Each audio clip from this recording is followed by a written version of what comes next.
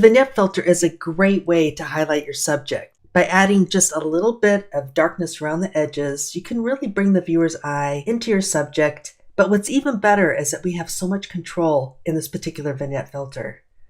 So let's go ahead and take a look at some of the things that we can do to enhance this particular image. We're going to go in and start with the amount slider. And if you're starting out at the very beginning here, I'd recommend moving that amount slider all the way to the left. This is so that we can see what effects the other options have available for us. And what we're going to do here is reduce the size so that we can really highlight the duck itself.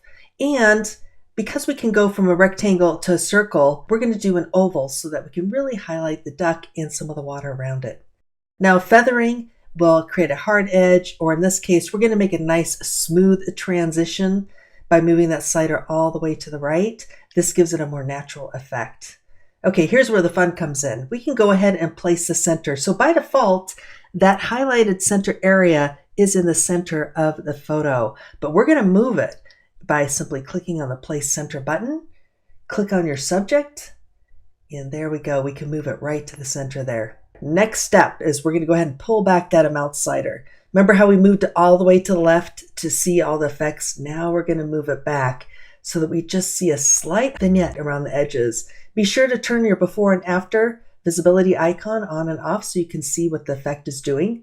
Now, one thing to keep in mind is that with bright areas, our eyes tend to go to the brighter areas.